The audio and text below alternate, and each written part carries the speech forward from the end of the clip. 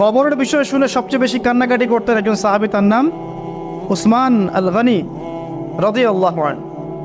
অন্য কোনো বিষয় শুনে তিনি এত কান্নাকাটি করতেন না। এটাই হবে আমাদের জান্নাতের টুকরা অথবা জাহান্নামের গর্ত। আল্লাহ পাক সবার কবরকে জান্নাতুল ফিরদৌস বানায় দেখ। সূরা মুলক রাতের বেলা যারা তেলাওয়াত করবে ইনশাআল্লাহ তাআলা আল্লাহ পাক তাকে কবরের শাস্তি থেকে বাঁচাবে ইনশাআল্লাহ আযজা ওয়া জাল। সূরা ইয়াসিন আপনার কোরআনের মগজ, প্রাণ, হার্ট, এটা যখন পড়বেন আপনি বুঝতে পারবেন কেন এটাকে হার্ট বলা হয়েছে। সূরা বাকারা যে ঘরে পড়া হবে সেই ঘর থেকে শয়তান পালিয়ে চলে যাবে। আমরা তো বাড়ি করলে হুজুর ডেকে আনি, তাই না?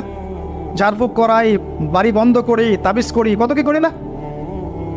মাশাআল্লাহ, আসল কাজ করি না। একটা জায়গায় উঠেছেন, বাসায় উঠেছেন, নতুন বাসা, সূরা বাকারা তেলাওয়াত করেন। ব্যবসা স্টার্ট করেছেন, ওখানে সূরা বাকারা প্লে করেন বা তেলাওয়াত করেন।